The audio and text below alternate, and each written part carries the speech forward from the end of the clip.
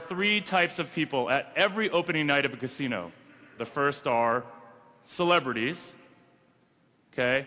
The second are card counters like myself, okay? And the reason is because it's a new casino, and the last thing they're worrying about on the opening night is card counters. They're worried about, whether their dealers are paying people correctly and whether they're able to, make sure that they're not, giving away money the wrong way or something. But the third type of person, anyone guess what it is? Just yell it out. I can't hear anyone. It was I was at a real estate conference. I always ask this question to start off with, and I was at a real estate conference in Orange County, and I've never heard someone yell out the answer quicker than they did here. A woman from the back row, as soon as I said this, yells out, "Hookers!" So yeah, celebrities, card counters, and prostitutes. And this day was just like any other day. We're at the Bellagio, and Kevin Costner rolls up to my table. And he rolls up with his crew of friends. And if Kevin were a rapper, this would have been his posse. But since Kevin is not, it's just his crew of white friends. And they come up to me and sit down at the table, and they start playing Blackjack. And Kevin is a pretty good Blackjack player, meaning he just does the right thing mathematically. And then he starts to lose. And every hand he loses, his friends look at him and say, "God, this is just like Waterworld all over again." But my defining moment really comes from a place very close to here, Caesar's Palace. How that all came about or how that all happened, I'll explain later, but I was there counting cards and playing with lots of money. And I went into this table, and I still remember exactly. If you guys want to do a field trip later, I can show you the exact table that this happened at. I sat down on the table, and the math called for me to bet two hands at $10,000. So I bet two hands at $10,000. I got an 11 on one and a pair of nines on the other. So if anyone has been paying attention, the 11 we've got a double. So I put another $10,000 out, and the nines I split. I got a 2 on the 9, first one, so I double again, and then I think I got a 10 on the 9 to make 19. Okay? Dealer has like a 6 up, I think. I got $50,000 out on the table. All right? Dealer flips a 5 to make 11, and then you all know what happens next. Gets a 10 to make 21. So there I lose $50,000. I hear a woman behind me shriek. She says, "Oh my God, that's my entire mortgage." And I wanted to turn around and say, "Well, you don't live in the Bay Area because that would be a cardboard box in the Tenderloin." But the math, and again, we're using math here. The math called for me to bet another, 3 hands at $10,000. And it was really, like I said, one of those moments, that you wonder how you got here. So on those 3 hands, I got a 9, a 19, and a soft 15 against the dealer's 5. And basic strategy says double the 9, double the soft 15. So what do I have on the table again? $50,000. So here's my chance: make it all back, or be down $100,000. 2 of those women's houses. The dealer flips a 10 to make 15. Math works. Dealer gets a 6 to make 21. Maybe math doesn't work. I left the table and went up to my room at Caesars. I was crushed. I was 22 years old. I just lost $100,000 in the period of about probably 2 minutes, 3 minutes. Laid down on the floor in the room, looked up at the ceiling, wondered to myself why there was a mirror up there, and then thought to myself, maybe this doesn't work. Maybe this whole thing doesn't work. And I gave myself a pep talk. And I said, it does work. You can sit there in an Excel spreadsheet and explain how it works. And you know that it's all math. I went back down and played and kept playing that whole weekend.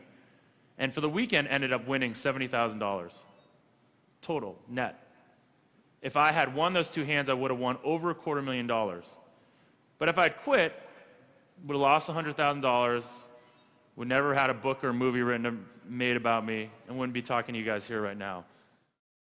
Blackjack is the only game in the casino with a memory. It's the only game subject to continuous probability, meaning what you see impacts what you're going to see. Okay, now, again, intelligent people in this room understand math, rational, but I guarantee you there's someone in here or somebody's friend in here that has once seen a roulette wheel and seen 7 reds in a row and run up to that roulette wheel and said, all right, black's coming up next. That's BS, right? Every spin of the roulette wheel is a different spin. It's independent. The same thing is true of dice, right? If you roll 4 sevens in a row or 2 11s in a row, the chances of another 11 or another 7 coming up haven't changed. But blackjack is totally different, right? Blackjack, if I hand you a deck of cards, and before I hand you that deck, I take all 4 aces out of that deck of cards, and I say, what's the probability or what's the chance of you getting blackjack right now? It's 0, right? There's no aces, there's no blackjack. And this is if you don't understand what this is, fish have no memory, and elephants do. So this is fish having memory, and elephants not having a memory, as like the games. So what were the non-blackjack lessons that I learned? Well, the first, can anyone tell me what these 2 are? Teamwork and trust. Okay, now these are so obvious, right? These are obvious things that are important for a business. But imagine this, I hand you $100,000, okay, and say, go win me some money in Vegas.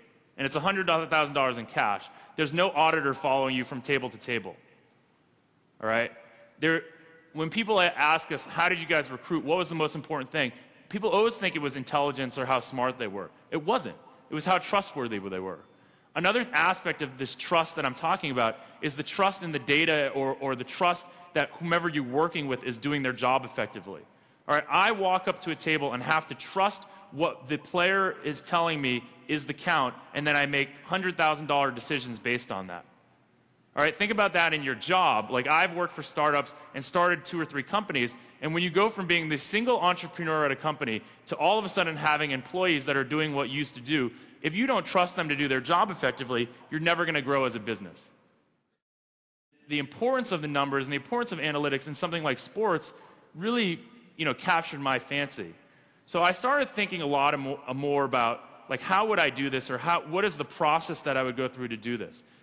And one of the most interesting things, I was reading an article, it was a report actually, from Gartner, and they interviewed a bunch of CIOs in 2007, and what CIOs believed was their most important agenda was business intelligence. That was the most important thing for them to improve. But yet only 36% of them believed that their company or their management was actually looking at the correct data. Right? So it's important, okay, as you think about this stuff, to understand data and to even talk to someone who doesn't like data to make sure you're looking at the right data. So we had a company that we started. Bill Walsh was our football genius. Billy Beane was our baseball genius. We needed a basketball genius. Okay? Can anyone guess who that was? John Starks. No. Close.